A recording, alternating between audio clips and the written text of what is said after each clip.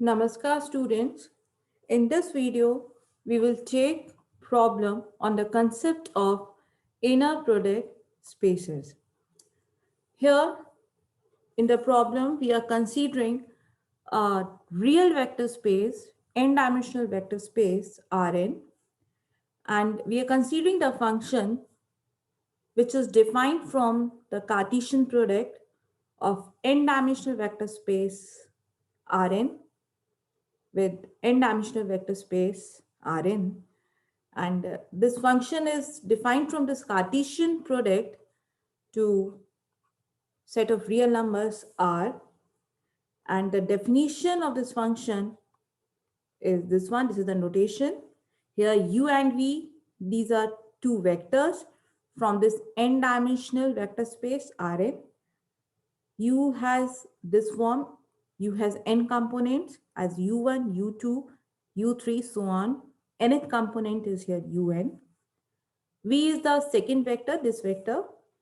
And again, it has n components because it is a vector from this n-dimensional space. Here the components are v1, v2, v3, so on. And the nth component is vn. Here these u1, u2, u3, un and all these vi's, v1, v2, v3, vn, they are real numbers. And how we are defining here this function, it is defined in this manner. It is the sum of the products u1, v1. Then we are considering here the product of second components of these two vectors u2, v2. Then here it will be u3, v3 and so on. The product of nth component of these two vectors u and v will be un, vn, and we are considering their sum. So for this given vector space, which is n-dimensional space, we have to prove that with this function, this n-dimensional space is an inner product space. So what we have to do here in this problem, we have to prove that this real vector space Rn is an inner product space where the function which is defined from the Cartesian product of n-dimensional real vector space Rn with n-dimensional vector space Rn to R is in this particular form.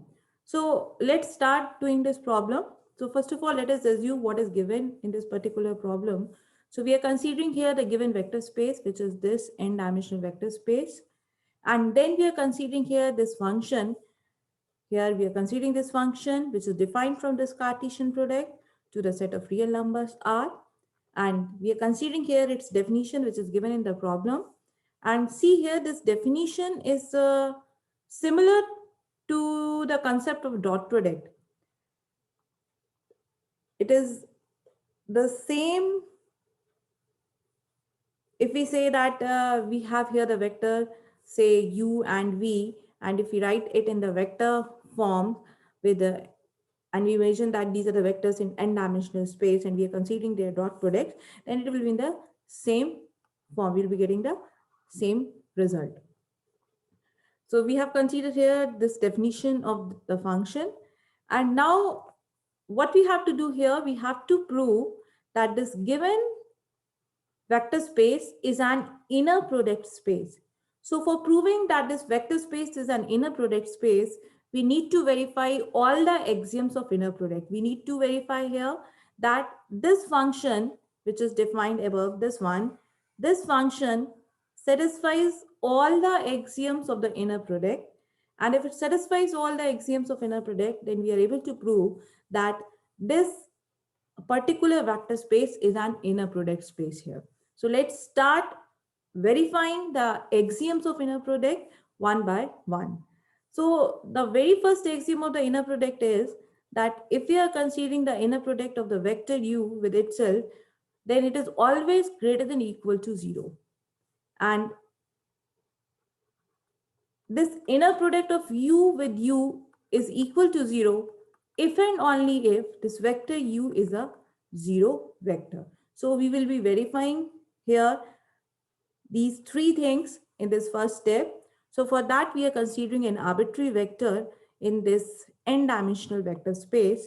So we have considered here U has n components, U1, U2, so on. The nth component is here, Un. And we are considering this inner product of the vector U with itself. So here this is the vector U. Again, we are considering here this vector U.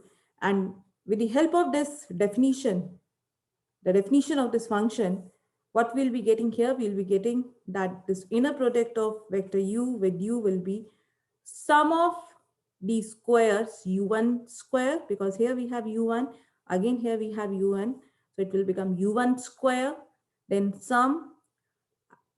The second component is U2, second component is again here U2, it will become U2 square.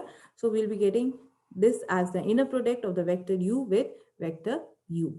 And since this inner product here,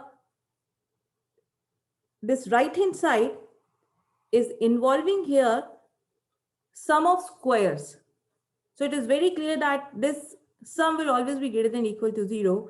And in this way, we will be able to prove that if we are considering this function, if we are talking here, if you're taking here the inner product of U with U, then it is coming here as greater than equal to 0. Now, let us verify this part. For this one, firstly, we will be considering inner product as 0. And then we will be proving that the vector is a 0 vector. And then we'll be doing vice versa. We'll be considering vector as a 0 vector. And we will be proving that the inner product of vector U with U will be 0. So what we are doing here, we are considering that the inner product of the vector U with itself is 0. As we have discussed here, that this inner product is equal to this sum. So if we are saying that the inner product is 0, it means that this sum will be equal to 0. And here the sum of squares is 0. So it is only possible if U1, U2, U3, Un, all Ui are 0. And if all Ui, U1, U2, U3, Un, all Ui's are 0, then what we'll be getting the 0 vector of this n-dimensional vector space. And with this, we are able to prove that if we are considering that the inner product of any vector U with itself is 0, then that vector is always a 0 vector. Now, let us assume vector U as a 0 vector. If we are saying that U is a 0 vector, then it is very clear that each of its component will be real number 0. So here Ui will be 0, and this will be true for all I as 1, 2, n. And if each Ui is 0, the sum of squares will also be 0. And this sum is actually the inner product of vector U with itself. So we'll be getting this result. So we are able to verify here that the inner product of U with U is greater than equal to 0. And if the inner product of U with U is 0, then here this involved vector U is a 0 vector.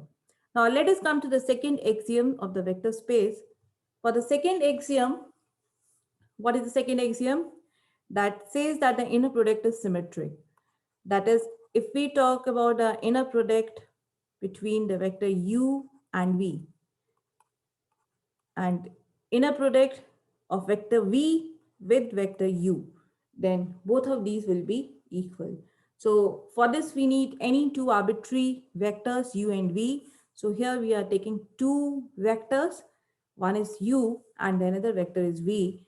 Both of these vectors, these vectors have n components because they belong to n-dimensional space. Here, these U1, U2, U3, Un, V1, V2, V3, Vn, these are the real numbers.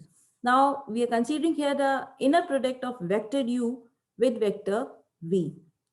So by the definition, it will be like this. It will be the sum of these products.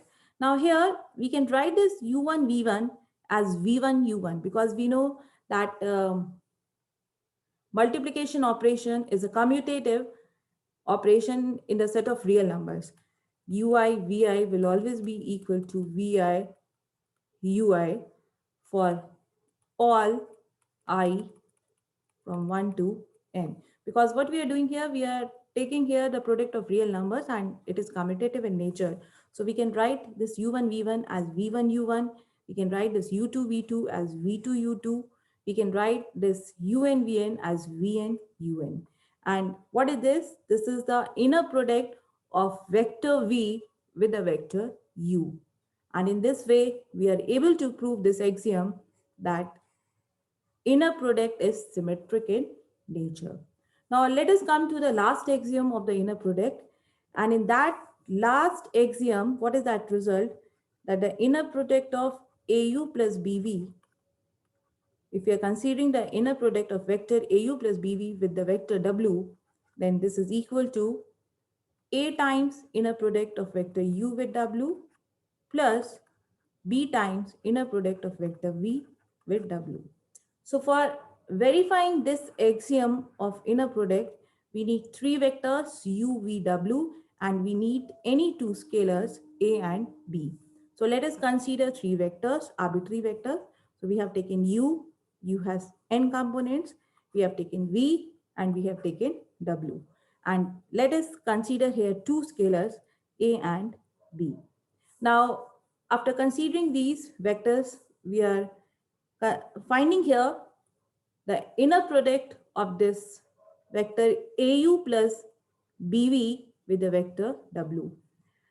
With the help of scalar multiplication and vector addition operation, we can find out, we can evaluate this vector AU plus BV, and this vector AU plus BV will be having the components in this particular form. Its first component will be like this, AU1 plus BV1.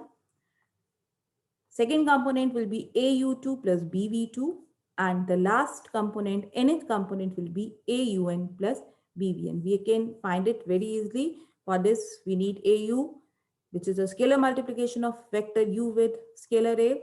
Each component of this vector U will be multiplied with a scalar A. It will become AU will be having form AU1, AU2, so on, AUN. Similarly, BV will be obtained from this vector V. Each of these components, they will be multiplied with the scalar B.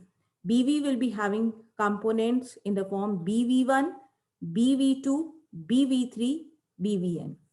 BV, what we are doing? We are multiplying the vector V with the scalar B. So each component will be multiplied with the scalar B. And after that, what we need? We need this sum. So when we will be adding these two obtained vectors, we will be getting this particular vector. And this is the third vector which we have taken here, W. So this is the vector W, again having n components.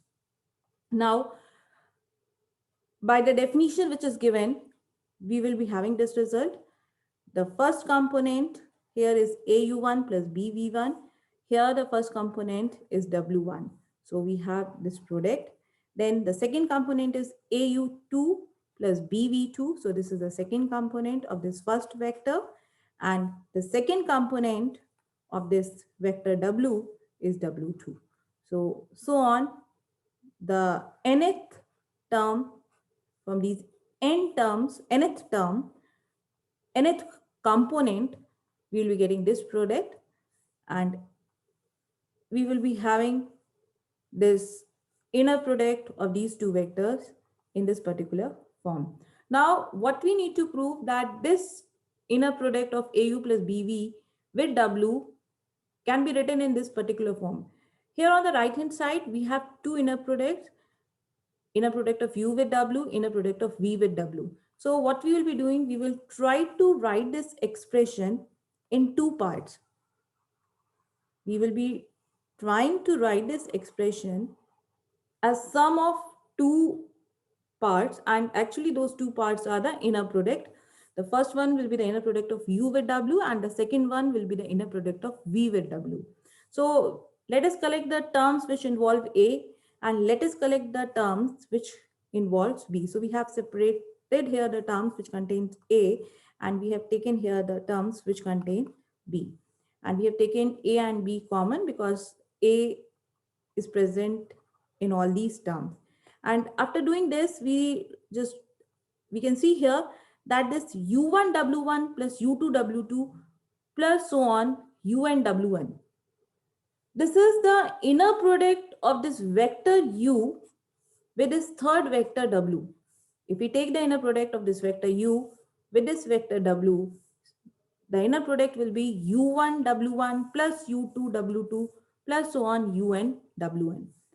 And similarly, this sum is the inner product of the vector v with the vector w. So in this way, we are able to verify that the inner product of vector au plus bv with vector w, it can be written in this particular form. Now, we have verified all the axioms of inner product. It means here the function which is given in the problem, this function which is defined from the Cartesian product, which is defined from this Cartesian product to the set of real numbers, it satisfies all the three axioms of inner product. And being inner product, here the real vector space, this n-dimensional vector space, is an inner product space because this real vector space is equipped with inner product. This function, this defined function, it is satisfying all the axioms of inner product. So this is inner product. So this real vector space, n-dimensional vector space, is here an inner product space. So in this way, we can prove that the given vector space with the given function which is defined from the Cartesian product of say vector space v cross v to set of real numbers. This here we are taking our vector space as v. So if this function, if we have any vector space and we have some function, and this function is satisfying all the three axioms of inner product, then we can show by verifying these three axioms that the given vector space is an inner product space. So in this way, we can construct or we can find many examples of inner product spaces. Thank you. Have a nice day.